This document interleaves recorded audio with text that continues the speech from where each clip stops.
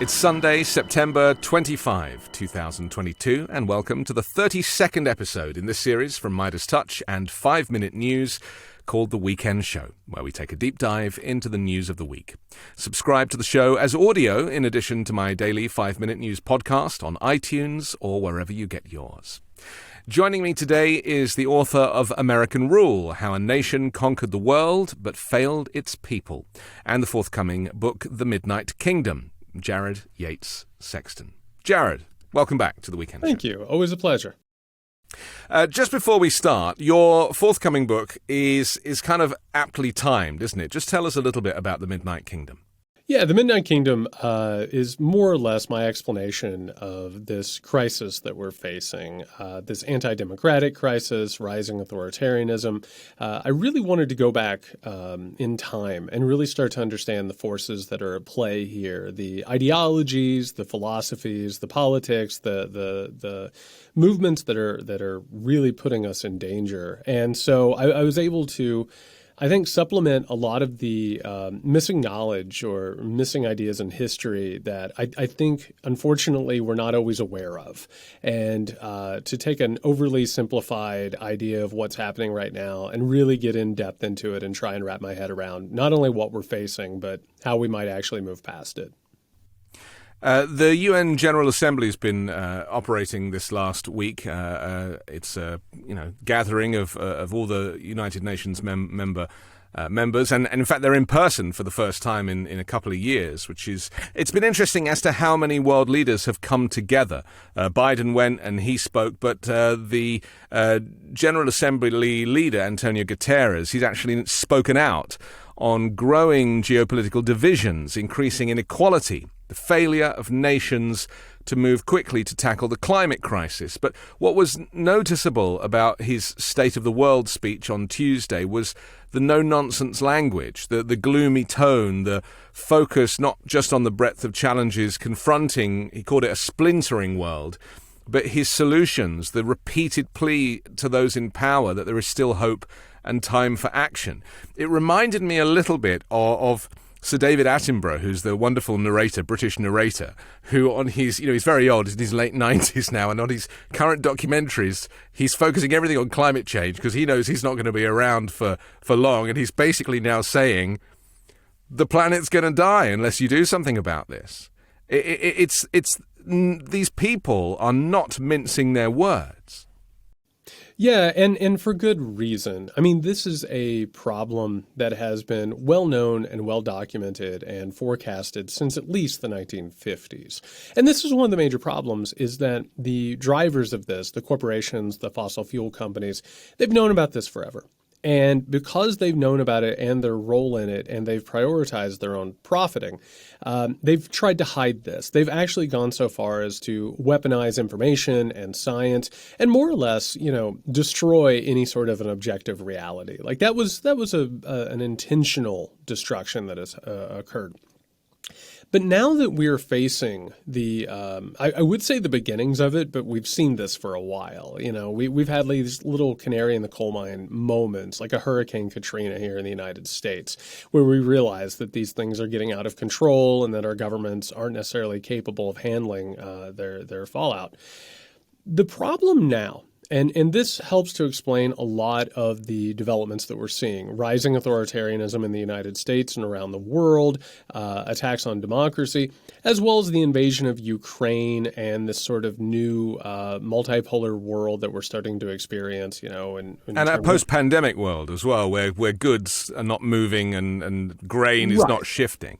And one of the things that has happened here is that going back into the 1980s and then in the 1990s after the fall of the Soviet Union, the United States created this new global structure, right? It was global capitalism, and the way that everything locked into place was supposed to create cheap goods and, this sustainable idea of growth. Everybody knew back then, and everybody knows now, that there is no such thing as perpetual sustained growth without consequences. And now all of a sudden, we're sort of peering into the future future. And without knowing it, we're looking at dwindling resources.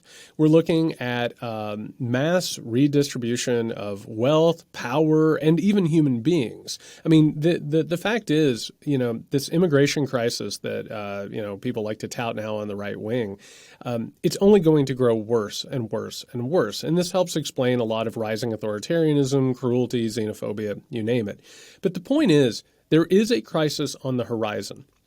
And if we were a sane world, if we were a world that actually, understood reality and what's to come, and we actually wanted to change things, we might be able to avoid this catastrophe. The problem is that a world that is constructed the way that this one is, that takes advantage through capitalism on our own self-interest and doesn't worry about others and or the consequences of our actions, that is setting us on a direct course with an absolute cataclysmic type situation. And a lot of what we're watching in politics and with economics right now is simply a rearranging of things to be prepared for that catastrophe, or people trying to take advantage of it in order to sort of overturn the global order that we're in. And it's going to lead to worsening and worsening crises. And again, unless we change course, and my God, I hope that we do, this authoritarianism we're seeing is going to rise in concert with the approaching disaster. Isn't the problem that all of these things, whether it be the rise of fascism or the geopolitical problems that Guterres is talking about, they don't happen on one day. It's not like this is the day it's all going to change. It's gradual. It happens over time, over decades. And you and I could be having this same conversation 20 years ago with a slightly different perspective on the world. But, before Donald Trump and before the whole populist movement, we could be having a very similar conversation based on how life was before and how life is now and where it's heading. But at this moment in history, it's becoming slightly more terrifying. And this is the reason why Guterres and Attenborough are using this explicit language. One from a socioeconomic perspective and the other from a natural world perspective, is that we're now talking in terms of like a few years or a decade. Like they've put a finite date on this, a tipping point. It's almost as if America is just not open. The thinking of Americans are not open to the idea that there is a ticking clock. Yeah, and it's really hard for Americans to wrap their heads around this. Like on one hand, you and I are having this conversation. We can talk about deep politics and the socioeconomic currents, right? But for a lot of people, actually confronting this, and you'll notice the way that Americans deal with it is through movies or through commercials, these sort of like very, very thin veneers. You start to see that Americans are told, well, guess what? You can avoid climate catastrophe if you recycle. You can avoid it if you buy this product. You can avoid it if you, just somehow or another through your consumer efforts make a change. That's not how any of this works. Like it takes a massive existential shift. And part of the reason, and I hate to boil it down to make it this simple, but it is, part of the reason that we're facing this catastrophe is because Americans have been guaranteed a consumer paradise with cheap goods and readily available goods. And people don't really want to give that up. We have shown in America that we have a culture of capitalist, consumerist entitlement. You can't tell me that I can't go to Fuddruckers unless I wear a mask. It's an absurdity, but it's true. But the mask is made by China. And this is the other kind of spanner in the works of this conversation, is that there's so much political anti-China rhetoric and anti-globalist rhetoric, which is often used as, this is the solution. Yes, but actually, we can't do anything without China. China very much is the fabric of the cheap goods that we've enjoyed and this capitalist movement that we think will last forever. Well, I got bad news on that front, because this is another component and key piece of this puzzle, which is if we were going to actually avoid this disaster, it would take deindustrialization. We would have to move away from like mass industrialization. And right now, because America created this global economy, right? And China, by the way, took full advantage of that. They went ahead and they used America's need for cheap goods and the offloading of industry to go ahead and turn themselves into a rival for power. Well, now that we're starting to see the American sort of hegemonic experiment, run up against literally a new axis. We're starting to see how China, Russia, Iran, all these countries are starting to talk to one another. And everybody thought Russia was going to fall apart after the invasion because it got cut out of the Western capitalistic machine. Well, guess what? China said, we're offering you a bypass, right? So you're starting to see the emergence of the multipolar world that the U.S. has been trying to avoid forever. So something has happened, and this is actually really, really important in our larger conversation today, which is you're starting to see a push for reindustrialization within the United States, which is, everything from like the amount of money that we're putting into making microchips now or, technological chips. Like we just invested so much money in that to create these new factories. And if you listen to the far right in the Republican Party, it's all about creating these factories. It's all about reindustrialization. But here's the problem. America cannot compete in industry, and this is the reason we lost industry in the first place. Minimum wage, regulations, all of these things that make sure that it's more expensive to, produce in America than elsewhere. Well, that means, Anthony, unfortunately, that minimum wage, regulations, those types of things, they need to go away. And this is part of what the push with the GOP is right now. So instead of shifting in an existential philosophical way away from producing of these goods, the way we're going to handle this new threat of a multipolar world is we're going to double down on it, only we're going to go ahead and have it back in the United States. And we're going to have to push, again, a rollback of the progress of the 20th century. Workers' rights, protections, minimum wage, you name it. Do you think that the strategy of the GOP. I mean, we know obviously that the Republicans have always been conservative. That is by nature of their ethos. But in recent years, Donald Trump's version of make it in America, that was more about racism and xenophobia than it was about industry, wasn't it? And I guess that we now find ourselves in a bit of a situation because Joe Biden has had to follow on because he knows that was successful, that the idea that Americans do buy into, made in America. So, although saying that, and I don't want to be too critical of the American car industry, but most people I know would rather choose a German-made vehicle than an American-made vehicle if they want it to last. But Joe Biden's having to bring industry back to America, as you say, with chips and other things. But it kind of leaves a void now. China is starting to build their version of the Boeing 787 Dreamliner. They're just about to unveil it. They can make airplanes far cheaper than Seattle can. Yeah, absolutely. And this entire sort of swing, it's actually kind of strange. You see this in movies sometimes where like time goes in reverse and like people are moving backwards and you see everything that has been constructed start to deconstruct itself. This American order that we've talked about is now in full-blown retreat going backwards to try and recapture something that was given away with global capitalism, right? Because, you brought up the Republican Party in terms of conservative. Well, there's a lot of different ways to look at that. But basically, the Republican Party and the Democratic Party were in complete consensus in the creation of this global capitalist order. Neoliberalism replaced the consensus of the New Deal. Basically, during the New Deal, you went ahead and you had a social safety net. You went ahead and you provided for people. You injected money into the economy and gave people jobs. You made sure that they were protected, and we understood that's how you kept this thing rolling forward. Well, we've now reached this neoliberal consensus, which basically says the government should not invest in the well-being of people. That's actually tyranny if you go and you look at their ideology. Yeah. And instead, we just want to create market economies. Democracy is dangerous. We'll go ahead and create this like anti-democratic sort of a system. Well, now what the Republicans are doing is going back to what you said about Donald Trump with racism and with the xenophobia.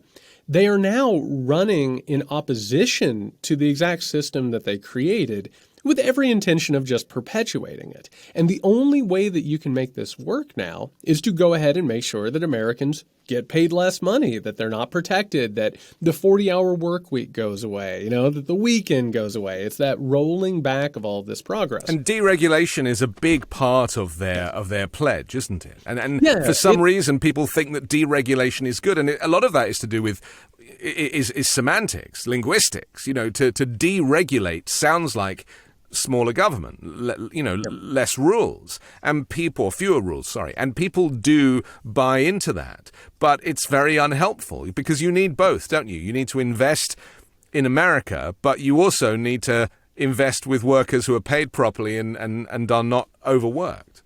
Yeah, exactly. And to go ahead and put this into a context, look at something like a Roe v. Wade, correct? Everybody said, the Republicans will never get rid of Roe v. Wade. And guess what? People will be in the streets. There will be mass riots if that ever happens. Then all of a sudden it happens. And what is the excuse that Republicans give? Well, it upsets God, right? This upsets some, religious sort of an idea. That's not what it was about. It was about controlling women, but it was also about the fact that American demographics are on the decline. Our population is not growing as it needs to constantly. And guess what? If you're going to reindustrialize a society, you kind of need some workers. And on top of that, you need workers to go ahead and make up for all of the people who died during COVID. Because we also have a weird thing that's happening in America now, which is because there are more jobs than there are people to fill them, the people who can fill them have all of the leverage. So they can pick and choose. They can demand higher wages. And wages are going up because of that. We've seen it. Yeah. And then on top of that, they start organizing and they start, having labor. And you'll even see there was a weird statistic came out a couple of weeks ago that kind of shocked a lot of us, which was approval of labor unions are at a record high since the 1960s. And that includes with Republicans. Right. So what do? You go ahead and you cause something like a recession. You raise interest rates. You cause a little bit of pain to try and make people go back to work. Eventually, you're going to have this rolling back of all the progress that we thought was never going to get rolled back. But you can't just say, we're going to get rid of the 40-hour work week. You can't just say your weekends are gone. You have to clothe it in something, some sort of a narrative, some sort of an ideology. This is where something like Trumpism, but also Christian nationalism comes in, right? Because in the past, you would have a lot of people who would labor and they wouldn't get paid enough. They would give their bodies, all of this. But there was a narrative, right, Anthony? And the narrative was, I'm doing my part for America, right? I'm part of the great American dream, and maybe it'll work out. Or you're a patriot. It's that word that is weaponized, right? And actually, all of our sort of systems of living are riddled through with this. Masculinity is absolutely tailored for that purpose. I don't get paid a lot. I don't have good relationships. My life is terrible, but I'm martyring myself for my family.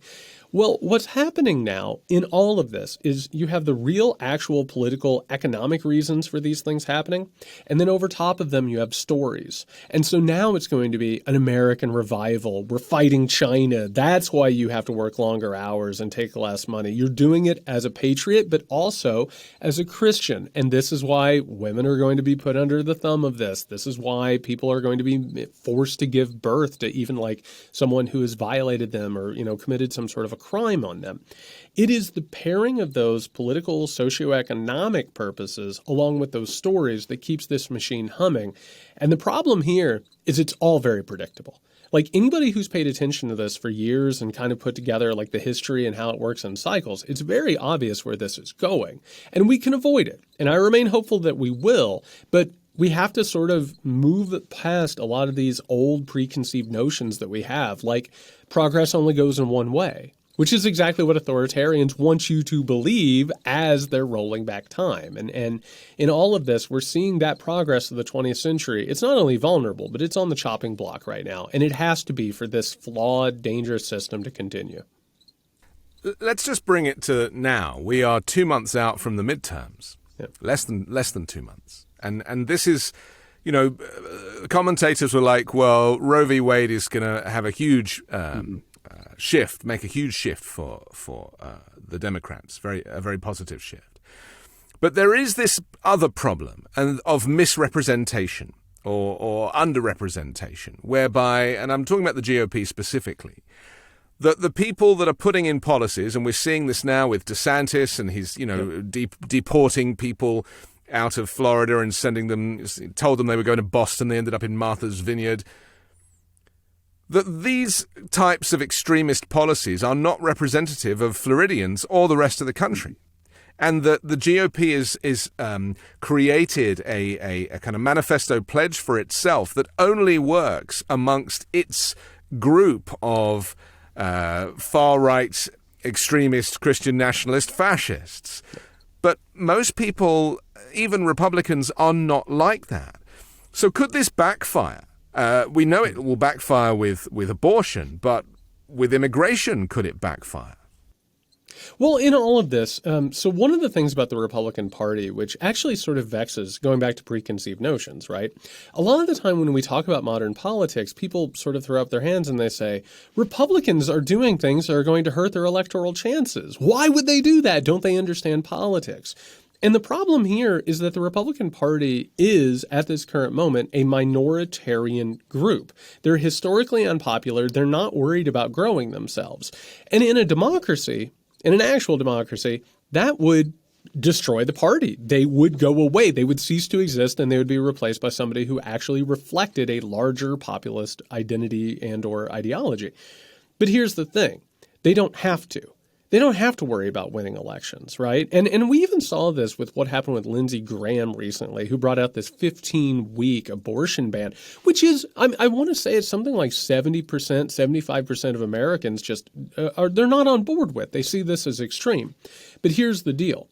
America has been created with specifically minoritarian systems that go ahead and privilege a wealth class that the Republican Party happens to completely represent. So the Electoral College and right. the system in which the voting is done, as well as the cheating that's currently going on as we speak with the manipulation of these districts. Right. And you look at recent history, the Republican Party has had one president, I believe, since 88, who has won a popular vote as in the presidency.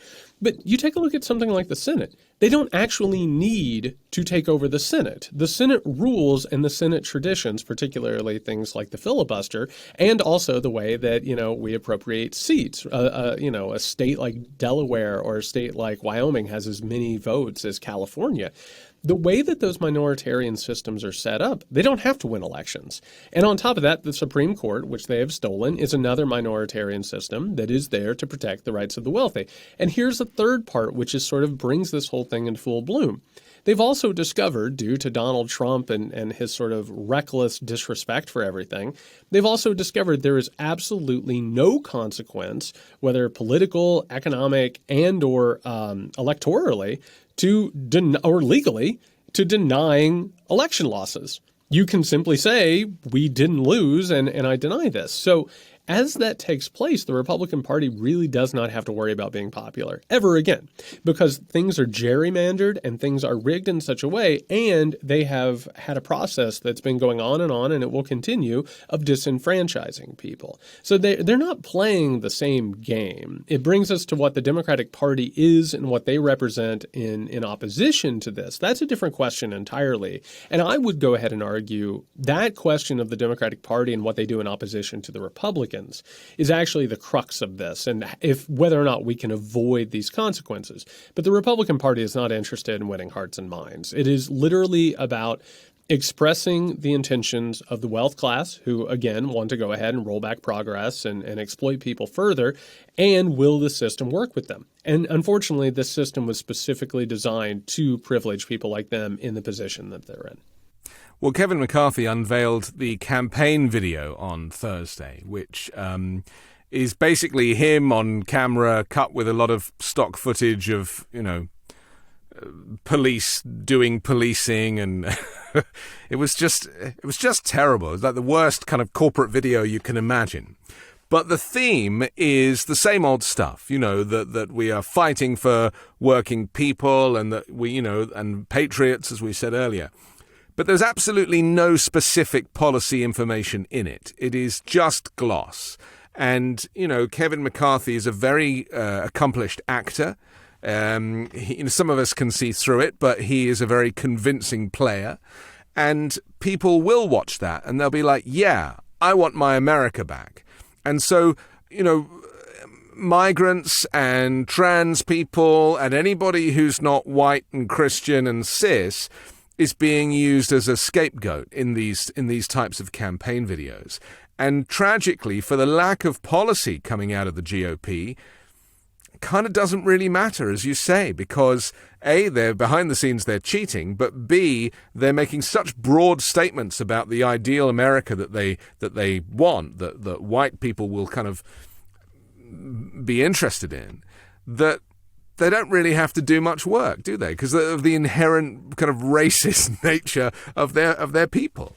Yeah, and historically, this is how it always works. I mean, one of the things that I found writing The Midnight Kingdom is that conservatism is built on this. It's from the very, very beginning. It's that there are evil conspiracies hiding just out of frame, just in the shadows. And unless you allow us to carry out our agenda, and whether you give us complete power, they'll destroy you. And here's actually, I want to go ahead and point this out because this is an important thing that you and I can talk about because we're on the platform that we're on. We have the time that we can do it. And by the way, you're interested in frank, honest conversation.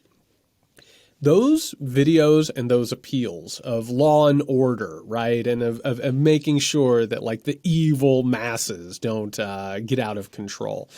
That's not just focused at their base, because their base is obviously just riddled through with white supremacist paranoia. But that also, and historically this has been proven to be true, it's also focused at the middle class, particularly middle class white voters. And so one of the things that we find in America, and I'm sure a lot of people have been vexed by this, so I wanted to touch on it. People are saying, why is CNN moving rightward, right? Why is it that after DeSantis pulls this absolutely cruel, inhuman stunt with these migrants, why is the media calling it a protest? Why is the media treating this like it's anything besides a fascistic stunt? And here's the reason why. Secretly, in societies such as America and in these major nations, you have a middle class that likes to say that it's, it cares about people, it doesn't want people exploited, it doesn't want people hurt.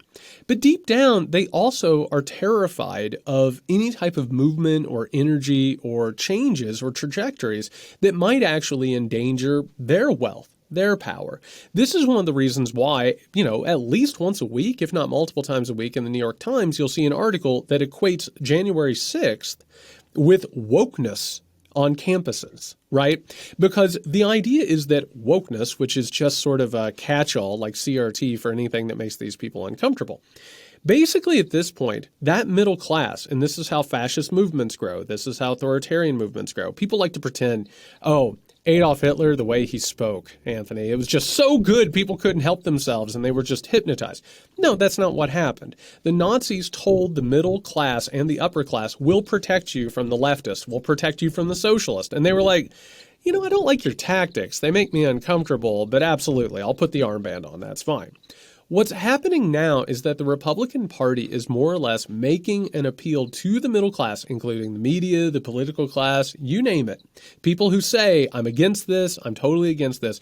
They're saying, you may not like us, but to borrow a phrase from a really good movie, A Few Good Men, you need us on that wall, right? You don't like what we're doing. You don't like what happens. But if we keep that violence out from underneath your nose, if we do it just out of sight, and you know that we're doing it, we'll make a deal here. And as those resources start to dwindle, as going back to the beginning of our conversation, climate change starts creating mass immigration crises, particularly with people of color. All of a sudden, you need a strong man, right? Somebody who's going to take care of this. And a lot of these people right now who are anti-Republican, they're coming around on it. And basically, we're watching Donald Trump start to recede from the national stage a little bit. The Republican Party wants to move beyond him. They want to go to Ron DeSantis. We're going to see our media normalize DeSantis because he's not Trump. He's not embarrassing. He's not absurd. He's disciplined. So that is one of the reasons we're starting to see this rightward turn, is because a lot of the people were actually protesting Trump personally, and the way that he brought all of this stuff up in public and made it open, as opposed to making the promise like McCarthy has done and like Republicans do, we'll maintain order, we'll protect you, which is a deal that a lot of the time the white middle class will most definitely take. I want to deal with some specifics about how Kevin McCarthy, in this video, for example, will show rioting. Yep. And how they managed to take, how they've labeled Antifa, which is not an organization that exists in the real world, and they've turned them into a terrorist organization. In fact, Trump designated Antifa a terrorist organization. How they won't engage on how protest invariably gets ugly. Yep. And this is something that, it's never talked about. They will say, they refer to all the BLM protests as being violent, and they look at Portland or wherever, and they just show the worst bits, the shops being lit on fire. And this was the same years ago with the LA riots and Rodney King and various things, right? That the actual message, the soul of the protest gets lost and re-delivered by the GOP in this case as violence, that the left are violent. Can we just kind of explain this out? Because I do think that it's something that we allow them to get away with more and more. And you and I have discussed this a little bit previously about the specifics of protest. Because, you mentioned Roe and how the protests were brief. Well, they were brief because no one can afford to take time off work. and people work so much in America that a day for protest is the most they can manage. It's much harder for people of color. It's much harder and the Black Lives Matter protests, compared to the civil rights movement, were full of an almost equal number of white people. Mm-hmm. So the tide is changing. But let's just deal with how the GOP kind of rewrites history when it comes to free protest in America. Well, I mean, any conversation about this has to start with a disclaimer, which is a lot of the violence and destruction that you saw during the BLM protest was actually carried out by right-wing white provocateurs. I mean, this was a massive part of it, and it, not shocking considering this is one of the largest protest movements in the history of this country, period. The amount of people coming out for it. And I would go ahead and argue also on that front, the BLM protests were about police violence, absolutely, but it was also sort of the way that a lot of frustration over the pandemic was being vented, how the Trump, administration was mishandling this and just basically throwing people into the maw of a generational pandemic. The Republican Party makes use of all of this footage and all of this rhetoric because it is a literal visual video representation of the apocalypse that is necessary to fuel their politics. Because Republican conservative politics is based on apocalypticism, which is this. And there's two types of information, basically. There's empirical information, right, which says science has shown that water freezes at 32 degrees Fahrenheit, right? Provable facts. But then there's revelatory information, right? I heard this from God. And apocalypticism is a version of this. So, for instance, you can say, look at what's going to happen unless you give me my way, right? We're on the wrong route right now. Unless you give me total power, this is where we're going to end up. And you'll notice what happens in all of this. We had this brief moment where the Democratic Party was doing these gestures toward BLM. We all remember Pelosi and everybody sort of kneeling for a couple of minutes, right? They never actually endorsed anything that the BLM movement was actually pushing for. Defunding the police was decried by every politician almost within the Democratic Party. They couldn't get away from it fast enough, right? There was no actually defunding. There was no actual redistribution of wealth. This idea that there are district attorneys who are going light on crime because they're Marxist or they're being paid by Soros. That's not true. So what ends up happening, and the Republican Party is very brilliant in this, they understand who the Democratic Party is and how it must function, which means you say that the Democratic Party is light on crime, and then the Democratic Party allocates millions upon millions of dollars towards law enforcement. And you'll notice that somebody like a Joe Biden is constantly giving more money to law enforcement, touting them as the answer to all solutions. Now we have this quote-unquote border crisis. Biden has specifically gone out of his way to tell people, along with Kamala Harris, do not come here. You should not come here. You're not going to get asylum here. But the Republican Party knows that by feinting towards this, it will terrify the Democratic Party and move the Overton window further and further to the right, which is what has happened here. We've actually reached the point now where the Democratic Party is not just Democrats. And that used to mean poor people, labor unions, people of color, people who saw that the system wasn't fair. The Democratic Party now consists of, I guess you could call it center left, but it's not even that left, all the way to former die-hard, powerful Republican operatives, including Bill Kristol. Bill Kristol now is telling the Democrats how to do this and caucusing with them. So you've seen the Republican Party just pull the Democratic Party further and further to the right until we live, again, in not just basically a center-right society that's moving further right with every single day. And Biden has, I remember him saying things like, I won't defund the police, I'll refund the police. You've heard him say that. Yeah. And the words Green New Deal will never be uttered. The rest of the world is getting on with it. And and just going back to the United Nations General Assembly this week, which is massive, and America, thanks to Trump, Trump wanted to pull America out of NATO, came this close. The UN specifically has a responsibility to try and make countries work together for the safety and prosperity of the world. And Guterres is firing a kind of warning pistol into the air and just trying to kind of wake people up.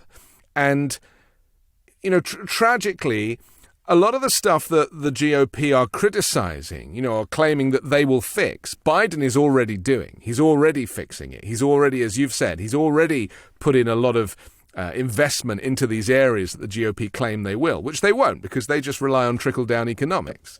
And we know that doesn't work. And in fact, the new prime minister in the United Kingdom has bet the entire country on a new policy of trickle-down economics. And it's going to crash the economy. You only have to look at the exchange rate at the moment to see where that's heading. So I recognize that there is this kind of it's a bit of like a miscommunication between what they're saying, what's actually happening, what their offering is, and whether they're going to do anything about it. Yeah, and to go back just for a brief second, I mean, Joe Biden is a really interesting sort of lens to look at this through. This idea that Joe Biden is like soft on crime or whatever. Joe Biden was one of the major architects for the crime bill in the 1990s, which led to the mass incarceration state that we, are still dealing with and haven't dug ourselves out from underneath. Bill Clinton, for instance, was absolutely part of this neoliberal consensus. If you actually look at the history, Clinton was like going around telling Democrats, you have to stop with redistribution of wealth from the top down. We have to be Reaganism with a human face. And actually, going back to the presidential elections, part of the reason that he defeated George H.W. Bush is because he was both on the left and the right of H.W. Bush. And he just continued on the legacy of Reaganism. Like that understanding of that period is colored by one thing, which is the Republican Party realized, Newt Gingrich, Rush Limbaugh, all of these people, they realized it truly doesn't matter what the Democratic Party does. Because they're basically carrying out in a lot of ways Republican light legislation and or programs, right? No matter what, the game continues forward. It doesn't matter what they're actually doing or what they say or what they stand for. You can paint them as wild-eyed leftist and socialist who are coming for your guns, they're coming for your things, all of that. You look at Barack Obama. They treated Barack Obama as if, he was a Marxist puppet. And Barack Obama patterned himself after Ronald Reagan. Every speech that Obama gave would have multiple paragraphs about how capitalism worked and we just needed to work harder. I mean, this is Republican sort of ideology throughout. But they figured out that through their media and through their appeals and through their fear-mongering that they didn't have to fight these people. They didn't have to, fight over the control over the consensus because Democrats were much better at carrying these things out while appealing to people. right? Like putting a happier face on it and more empathy on it. I feel your pain, right? But the Republican Party could simply create straw men. They could create something completely out of nothing, which means that they don't have to campaign against Bill Clinton or Joe Biden or Barack Obama. All they have to do is carry on that apocalyptic fever dream that we're talking about.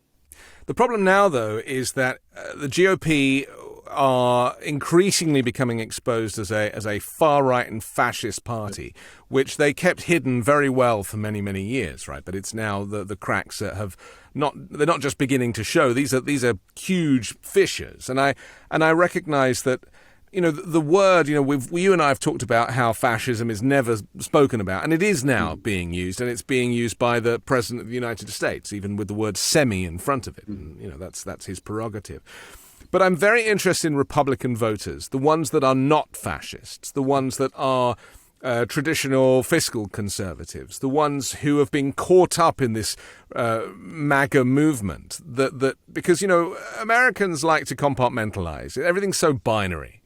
You're either over there or you're over there, and life is not like that. And no political party is going to change a country or people as quickly as in November, and everything's going to be different the next day. You know, countries take decades to evolve. So let's just go to Donald Trump for a moment, because he's been in the headlines for multiple, you know, all the wrong reasons, I would just say. He did an interview with Sean Hannity on Wednesday that was broadcast, where he claimed that presidents can declassify documents purely by thinking about it.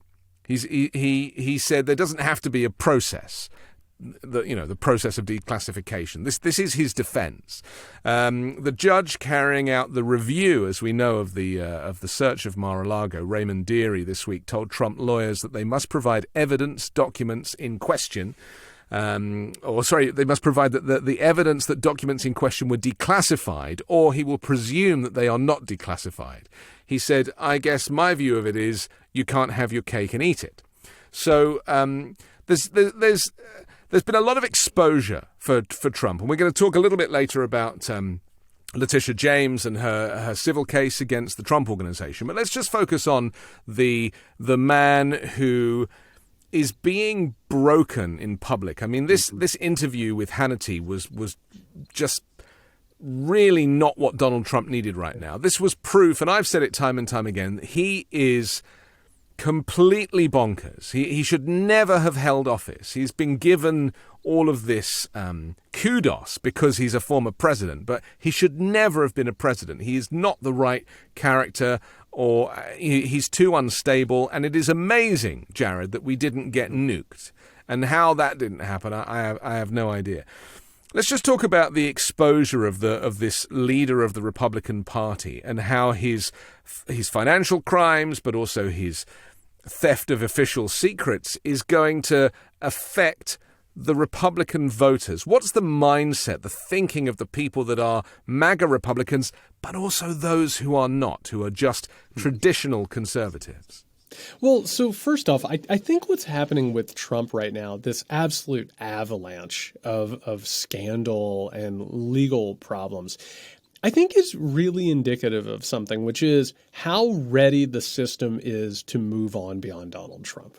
And not just Democrats. I'm not just talking about critics. I'm talking about the Republican Party. I'm talking about the power structure within the United States of America. There are a lot of people who knew that Donald Trump was a buffoon. They knew that he was absurd. They were embarrassed by him. Every single day, they spent all of their time cleaning up and, engaging in fealty with him. And I'm talking including about Lindsey Graham. Lindsey Graham, your Mitch McConnells. Yeah. But here's the thing. They were really grateful to have him because you needed a figure like Donald Trump, the proverbial bull in the china shop, right? Donald Trump went in without any consideration or respect for institutions and revealed the guardrails simply didn't exist. You could do anything that you wanted at any given time, and there were no repercussions for it, right? Like the Democrats weren't going to necessarily go full bore after this. You weren't going to be held legally accountable, those types of things. And we know in America, our legal system, our political system, it's all tailored to the interest of, the wealth class, right? The fact that all of this is happening, I think is completely dependent on the fact that Trump didn't just retire to Mar-a-Lago and, show up every now and then for photos. They do not want him to run for president of the United States again. And as a result, it has made him vulnerable to the consequences of his actions. I think what is happening, though, is the way that this is occurring. I think the Republican voter, because human beings tell themselves so many stories to make it through the day. Stories about themselves, stories about the things that they do, the things that they believe that they don't even believe, these hypocritical ideas. I think the Republican voter is going to tell themselves a pretty incredible story going into probably 2024, which is, Donald Trump was gruff and kind of ridiculous, and I thought he was kind of, offensive and improper. But you know what? He has proven that the state is biased and these people are acting in bad faith and that they're criminals. And he exposed this giant sinister conspiracy, something along those lines. I salute him for what he did. And now I'm going to move on to somebody who is better, more disciplined, somebody like a Ron DeSantis.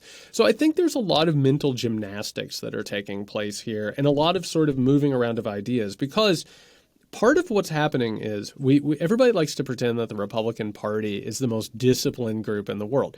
They're engaged in a civil war right now. There is a massive realignment that's occurring. And, on one side, you have a Mitch McConnell who, going back to the neoliberal consensus that we talked about. And on the other side, you have just absolute extremists like J.D. Vance and Blake Masters and anybody else that people like Peter Thiel want to, bring in. And these people want to move the Republican Party away from Mitch McConnell and even further right. And so what you'll end up finding is that the Republican voters will sort of start to, I think, identify themselves as what they believe is some sort of a coherent mass. These are the things we believe, and whatever we need to do to fight that conspiracy that Trump obviously exposed, we'll go that route. Meanwhile, there's so many things happening underneath the surface. But the American mind particularly, I think the way they process this, it's stories. They tell themselves stories about who they are, why they vote the way they do, and meanwhile, underneath, there's so many more complicated things that are driving these deals. Well, they didn't even realize that Lindsey Graham was going to announce a national abortion ban until he did it. I mean, to show the level of dysfunction, he was pretty much out on his own there, and then had to do an awful lot of backtracking, and there was an awful lot of denial. Even Mitch McConnell said, well, you'll have to ask Lindsey Graham. That is not a way to win an election, but as you say, they're cheating behind the scenes, so it kind of doesn't really matter. Let's talk. I would just say very quickly, I don't think Mitch McConnell would necessarily mind if the Republicans didn't win in November, because one of the things that's taking place, and you'll see these leaks every now and then, Anthony, there were like these, there were like 8 stories that came out a couple of months ago that Mitch McConnell was demanding that Peter Thiel go ahead and fund the rest of the campaigns for J.D. Vance and Blake Masters, 2 absolutely disastrous candidates who stand in opposition to Mitch McConnell and his entire political project. I think, in a way, this sort of ideological civil war that we're talking about, the Republican Party is not particularly interested in having to act on a lot of their ideas that are going to have electoral consequences. Right now, I think they're very happy making the Democrats twist in the wind as the crisis that we're discussing worsens, because I think there are political ramifications to that, and eventually you reap the benefits. You need someone to come along and quote unquote solve it, right? That strongman authoritarianism. So I don't think they're particularly that worried about people like Masters or Vance sort of falling by the wayside. And all of these Trump candidates, I mean, my God, they want to sort of get this presence out of the body, I think. Well, maybe they need another 2 years to distance themselves from Donald Trump. You know, if he's having all of these financial problems and being exposed for fraud and stealing documents. There was a line I read, it might have been written in the Washington Post or maybe the New York Times, and this was very telling. And I haven't really heard anyone say anything about this, but apparently he's created a replica of the Oval Office on the second floor at Mar-a-Lago. And this was so... Just from a psychological perspective, if it's true, and it's not necessarily true, but if it is, even if it's a bit similar, blue curtains or something, I don't know, maybe a Resolute desk, who knows? But it kind of really plays into the kind of the psyche of the man who really just enjoyed pretending he was the president and still would like to pretend that he's the president. And they call him Mr. President. He wears the pin and he, in Mar-a-Lago, he is the president. And And actually, that's the safest place for him. But if he was to be on the national stage or the international stage, then we're going to see more of the effects globally that Trump, because, many people say that Trump is entirely responsible for the war in Ukraine. His behavior, the way that he connected with Putin, created this bond with Putin, and the moment that was severed, that was Putin's opportunity to kind of take advantage. So, he's so dangerous, and it's almost as if it's a tragedy that all of the crimes that he is responsible for whilst in office are not the ones that he is going to be tried for.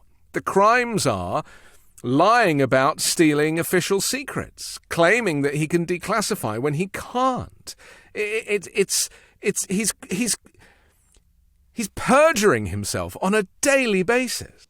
Yeah, and I want to point out a couple of things. First of all, one of the reasons why he's not going to be held responsible for his crimes in office is, I'm sorry, but you start holding American presidents, like holding them accountable for the crimes they commit while they're president. That's a weird little can of worms to open up, and nobody is interested in going down that road. And actually, Donald Trump, I was just saying this on my podcast today, a very Shakespearean character. This is a person who's enjoyed incredible wealth and privilege their entire life with no ability whatsoever, no actual talent, wasn't particularly interested in becoming president of the United States of America. It's well documented that this was more or less a publicity stunt to increase his wealth and possibly start a media company. But of course, our media needed him for entertainment and profit. We had foreign actors who were very interested in having this idiot as president. And through hook by crook, you name one thing or after another, he ends up in the Oval Office. And what do we see? And I think this is very telling, and we're going to look back on this. He wasn't interested in doing the job. He didn't prepare. He didn't actually listen to anybody. He kept very, very minimal hours. What did he enjoy? Ceremonies. He liked having people come see him. He liked giving people trophies. He liked eating hamburgers with a bunch of college football players, right? The best thing in the world for Donald Trump, and this is kind of amazing, would have been to be an ex-president. To have them play Hail to the Chief as you come in from, the back nine and people shake your hands and want to take pictures. That's what he wanted to be, a mascot. He wanted nothing to do with the actual responsibility. But you remember that line that he said recently where he said, I don't understand it. Ex-presidents are supposed to have a great life.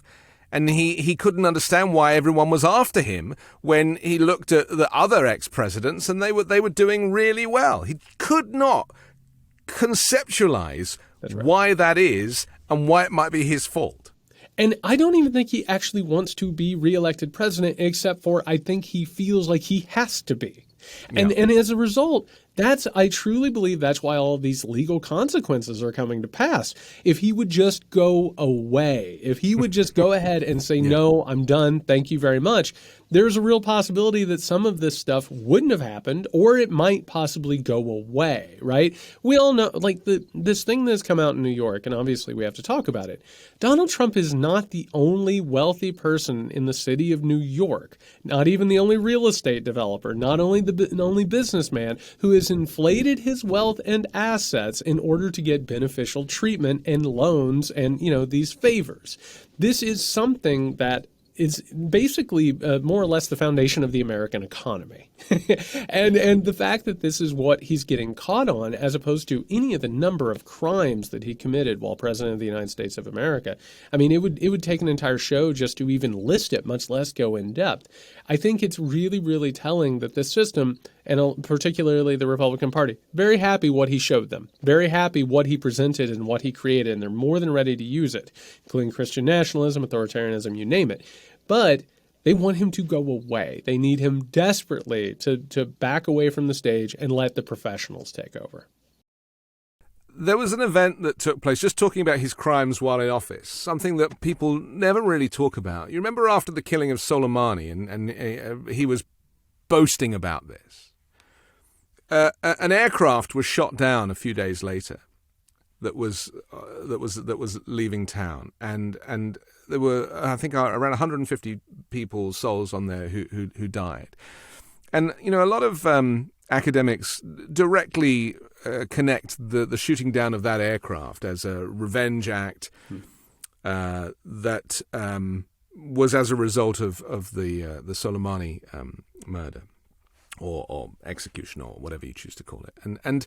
And this is, this is where the death of humanity gets lost in the weeds of the showmanship. Yep. This is the tragedy of Donald Trump's presidency, is that, people are having to live with the consequences of his government. And families have been torn apart. We talk about the specifics of, parents being ripped from their kids at the border. Well, that's a visual, it's a little bit like we were saying with the BLM protests. And the televisual element of it makes it very digestible for Americans. And it's all, weaponized by the GOP. But the reality is that there are millions of people, not just in America, but around the world, who are now having to live with the consequences of Donald Trump's government and his period in the White House. And the war in Ukraine is another example. And he is completely oblivious. He's like a bad driver who just keeps going, and there are just crashes happening all behind him, and he'll just get to his destination. For me, that's the biggest tragedy of this, Jared, is that he will not be held to account. I mean, there are some who say he should be in The Hague, or the European Court of Human Rights, or any of these, put on trial, international trial. It's never going to happen, is it? No, I don't believe it is. And I want to be wrong about that. Whenever people say, well, here it is, here's the thing that's going to bring down Trump, I always say, our entire system is based on protecting people of wealth and power, particularly presidents. I think one of the things that Donald Trump really, there's no other way to put it. One of the reasons that he makes us sick, one of the reasons we reject him sort of as a human being and a construct, is because I think he reflects back a lot of the things that we would like to live in denial about how this system works and how things occur. Leading up to the 2016 election, I think a lot of us just wanted to believe there's no way somebody like this could ever become president. We knew it was a racist nation. We knew it was a sexist nation. There's just no possible way that the system would ever lead to this.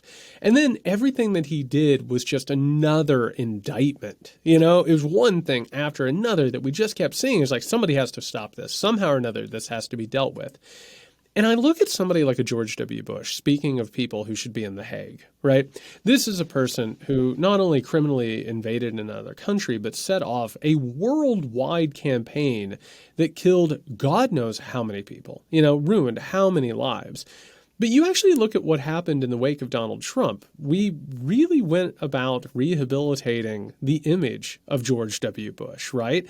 He wasn't Trump. He shows up in these moments with Clinton and Obama, and they're hanging out before the inauguration in 2021, and oh man, maybe we need to reevaluate him. Look at George W. Bush hanging out with Michelle Obama, right? Yeah. And in a way, I think there is a longing to sort of go back to that, like a time before Trump, because some of the things Trump said, so for instance, after Jamal Khashoggi was killed in such, cold-blooded brutality, Trump was asked about it and he said, what am I supposed to do? They give us tons of money. And that thing is, what a disgusting thing to say. It's just so offensive. He was actually doing a deal with Saudi Arabia at the time. It was like a $600 million arms trade deal. And Jamal Khashoggi was an inconvenient distraction to the deal.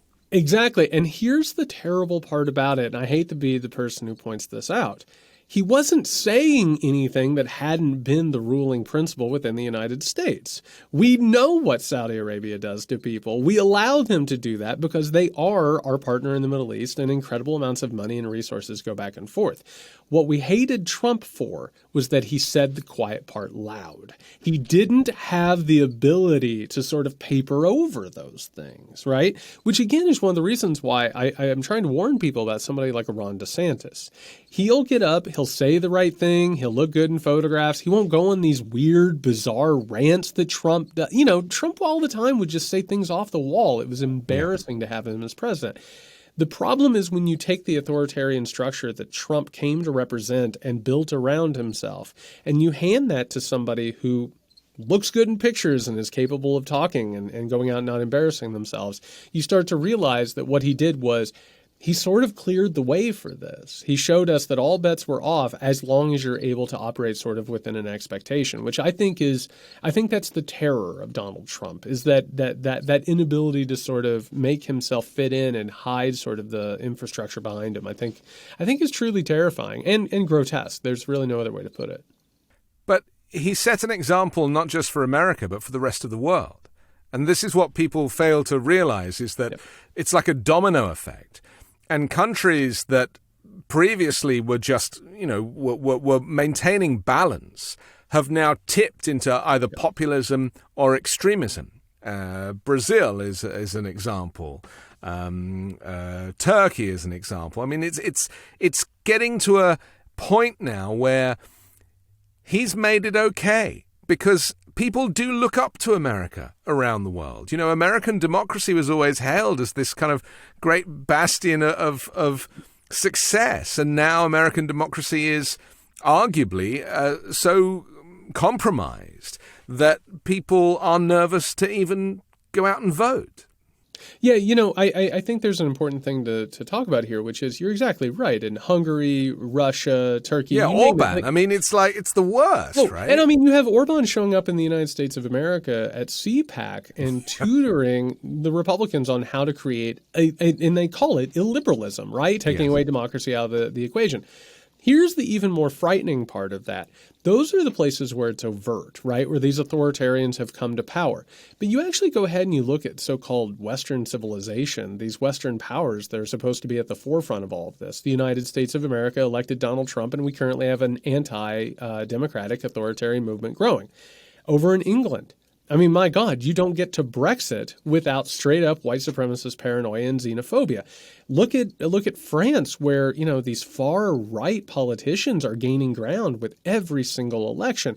We're starting to see it in one country after another. And that goes back to one of the things we started this conversation talking about, which is you do have an impending crisis. All of these societies understand that things are changing. The question now is, what tack do you take? Right? Do you go ahead and reform and move more towards egalitarianism and democracy? Or do you double down on the system, but the authoritarian elements come to the forefront? So in some cases, it's countries that are gone. God knows if Hungary will ever come back towards anything approaching democracy. The Putin situation is one of the more fascinating things in modern times, right? This is a dictatorship that presents itself as a democracy. Will it ever get away from this? We don't know. But we're starting to see in these countries where supposedly democracy still exists, they're all trending in the wrong direction.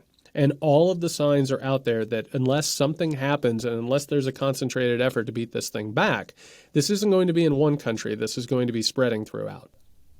This actually goes back to something that Antonio Guterres said in his speech, was about the internet and social media and the spread of misinformation. And that this really is the pox that is enabling these authoritarian characters to abuse the truth in their own countries. And Putin does it with the control of information and the internet. China does it with control of the internet. And it's got to a point now where people are like, well, which reality am I living in? Well, that is very dangerous, isn't it? Because there you're kind of operating on multiple levels. As it is in America, we have two narratives and arguably a third one, which is like the deep state one or the conspiracy one or the QAnon one, which is like down there. But we have two realities. And if you expose yourself to the other side, and I try and watch as much, right-wing media as I can stomach, it is a parallel universe. And it was, I know that Fox had its big kind of movement in the late 90s, but it now is, the horse has bolted, the genie is out the bottle, the toothpaste is out of the tube, Jared. Yeah, and I want to point something out, and again, going back to the research I was doing on the Midnight Kingdom, one of the really alarming things that I found was that as there were impending crises of the orders, right? You constantly see throughout history, there are these moments where everybody says, things will never change again. And they look around and it's the 16th century. You know what I mean? Like there's so much of this getting ready to happen. There are these malleable moments where those orders face a moment of crisis, where they can't perpetuate themselves and something has to change. Almost inevitably, this always follows sort of the emergence of a new type of media, whether it's the printing press, the radio, the TV, now the internet. And one of the things that you start to notice is as you approach these crises where you have a decision to make, are you going to become more free or less free, right? That reality that we're talking about, it becomes very malleable. You know what I mean? Like there are points, and a human can understand this. There are points in your life where it seems like nothing could possibly ever change. And then there are other points where it's like literally everything could change at any given moment. These malleable reality moments are what spur these big epochal changes, right? So now we sort of have a question, which is, what is reality? It's been splintered out. These alternate sort of realities you're talking about, these conspiracy theories, I want to point out one common thread among all of them. They're all pointing towards sinister, evil, satanic forces that are controlling things, right? And you'll notice in all of these conspiracy theories, they never mention capitalism.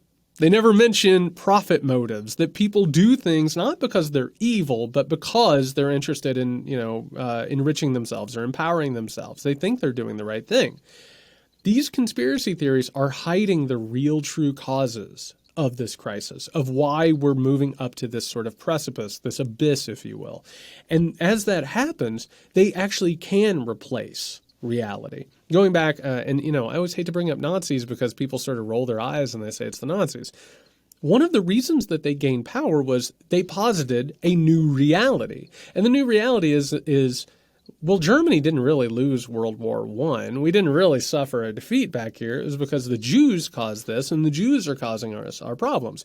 And people said, yeah, okay, that's a pretty good reality. I want to live in that one. And then they moved in it, and it completely changed their society. They rely on optimism and fear, the two kind of polar opposites. They use those to kind of encourage the shift. Right, exactly. So, you take something like a QAnon, and QAnon is actually a more active version of Christian apocalypticism. I was talking about this earlier today, which is in one way in Christianity, you say you're waiting on God to return to settle accounts, right? You got to do your thing. Eventually this big thing will happen. Don't worry about it. QAnon says, hey, you can watch all of your favorite TV shows and you can scour the internet and you can be the change. You're a digital warrior and you are going to bring about the new awakening. Right? And actually, that gives you something to do. It makes you feel powerful in a world that is very, very much beyond your own personal control. And I'll tell you, it prepares everybody for authoritarianism, the destruction of democracy, because you'll notice all these conspiracy theories, Anthony. It's the idea that liberal democracy is a vulnerability. It's a weakness. If we allow people to vote, we might have they might be manipulated or bought off or whatever by the outsider, which is always a Jewish person like George Soros. Shocking. And these conspiracy theories create this new narrative. The problem is, look at some place like Russia. Look at Hungary. It's the same conspiracy theory. It's the exact same thing that the Republican Party, Trump, all these people are peddling. And why? Because it works. And when an entire society is forced to accept that, it becomes almost unescapable. It becomes this sort of like ordering force in that new illusion of reality. So we have something that's coming down the pike here. And the storm is coming is the phrase that I keep seeing. The storm is coming, as they would like to say. And the truth is it's a lie, but they're making it true. Like when you believe in something enough, almost as a religious faith, you begin to make it true. And in this case, like that sort of malleable reality we're talking about is like one of the first things to happen when you reach these moments.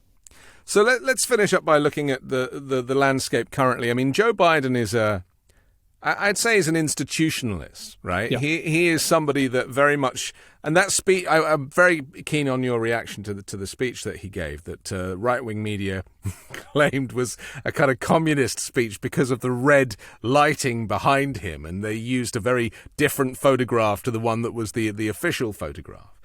But he really is going on the attack now. He's done with this. He's a little bit like Guterres in Attenborough. He's in the last stages of his life.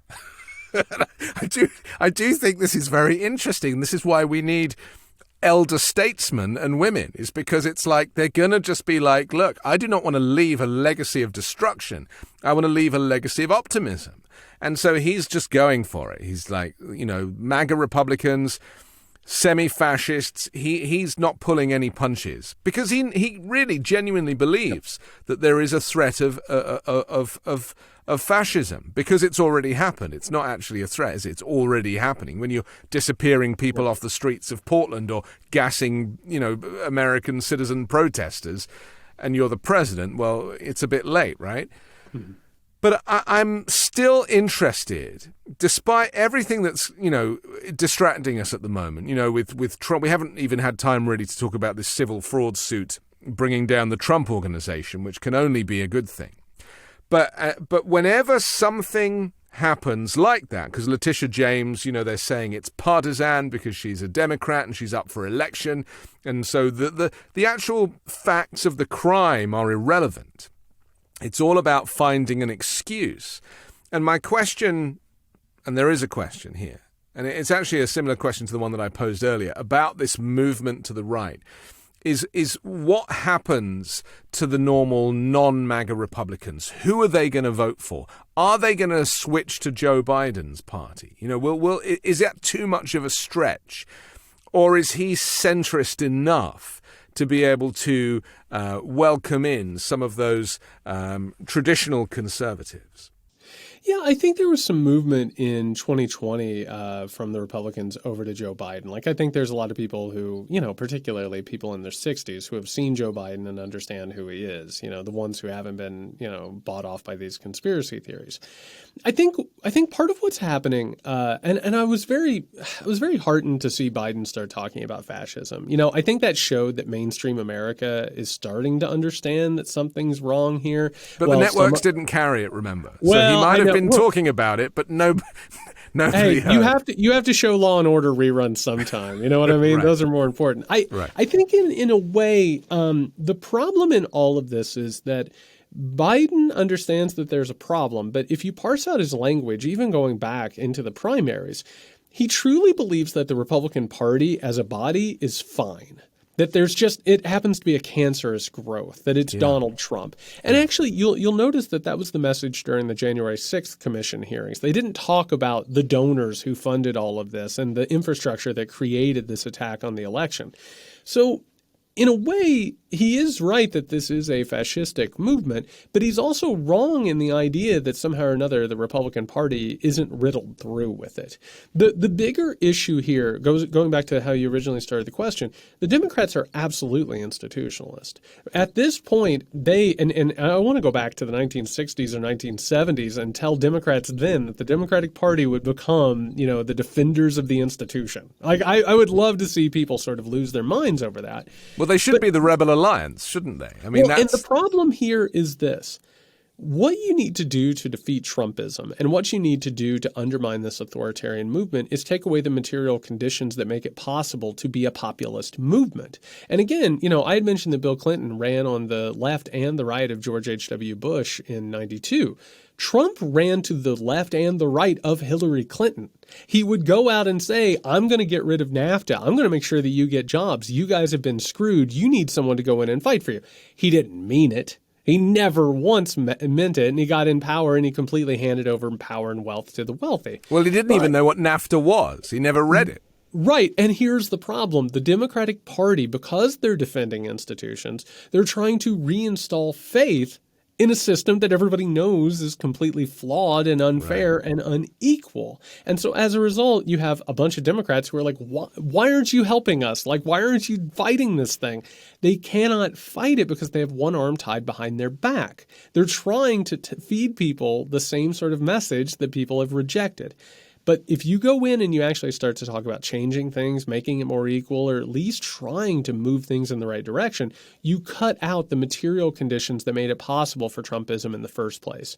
Because all of these political, everybody likes to talk about left versus right as a spectrum. It's all over the place right now. It is so knotted up in ways that completely baffles preconceived notions. It's like a cat's cradle of nuance, and this is why I get so frustrated as a commentator and as a migrant myself.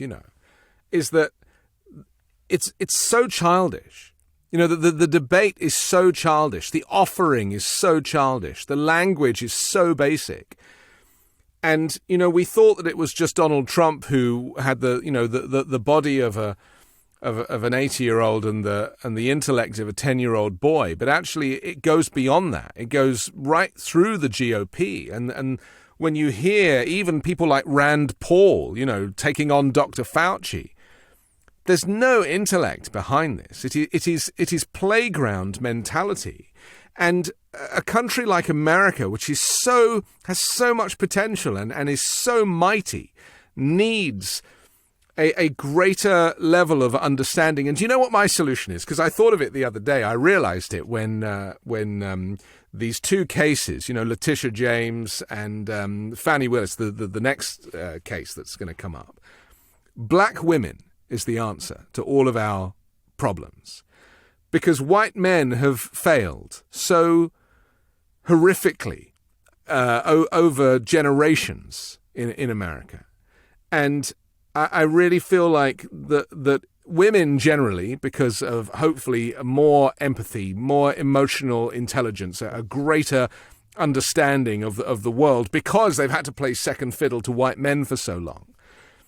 But a black woman would really galvanize all of that. I don't know if Kamala Harris is the right person. She might be the wrong black woman. But that's kind of where there will, there'll be uproar from certain sectors. But in terms of bringing Antonio Guterres's dreams to reality, we need to see this across the world. We've seen it in New Zealand with Jacinda Ardern. There are Angela Merkel in Germany. There are moments where we're like, let's just let the girls' team do this, please. It's enough with the boys already. Yeah, and to break this down just very quickly, one of the things about white supremacy, and particularly white male patriarchies and white supremacy, is that they're not actually productive. They actually get rid of talent and capability, and they limit the results. So one of the things that you actually can make a case to is racism actually hurts everybody, including the white people who are suffering and taking lesser wages because they are engaged in an exploitative society, right? So on one hand, the Republican Party messages this: we can't make your life better. We're not going to help you. We're only going to pass tax cuts for the wealthy. We'll make you this promise, though. We'll hurt the people that you don't like. We'll make sure that the worst parts of what is happening will fall on people who don't look like you, who don't live next to you, who don't think like you, namely, people of color, immigrants, women, stuff like that. That argument can be absolutely destroyed by, hey, guess what? If you can go ahead and find it in your heart or in your mind to move past these old, outdated, absolutely absurd notions of white patriarchal supremacy, you can make more money, you can live in a better country, and we don't have to spread the pain towards one group, right? There's actually a self-interested motivation in all of this. And it so happens that white people, because they have such a hard time dealing with that notion and getting over that, they're so sort of wired for this idea of white privilege that they're actually destroying not just themselves, they're destroying their futures, their children's futures, and to go ahead and bring this thing around full circle, literally the earth. And, any future for the human species, simply because that absurd, ridiculous notion of white male supremacy, they simply cannot move beyond it because they're terrified of what that could possibly lead to. Okay, we have to finish. I'm very thrilled for this conversation. I was just thinking about Donald Trump's face when he realizes that the two people that bring him and the Trump organization down are black females. It's like it's the perfect end to the story, isn't it? These litigators who have got his number. Oh, I was actually thinking about that today. I'll just say this, has to be hard for him. But poetic justice concerning the Trump organization has been built on exclusionary racist policies from the very beginning. That's the full circle we were looking for. Thank you very much, Jared Yates Sexton. Always a pleasure, and hopefully you'll come back and join us again sometime. Thank you, Anthony. On the Weekend Show. I'm Anthony Davis. Don't forget to subscribe to The Weekend Show on YouTube or as an audio podcast, and also the 5-Minute News daily podcast, which drops every morning, so you can hear me tell you the 3 most important stories of the day while you make your coffee, and leave an iTunes review. Join me next week with a brand new special guest and 3 more factual news stories to discuss on the 5-Minute News Weekend Show with Midas Touch.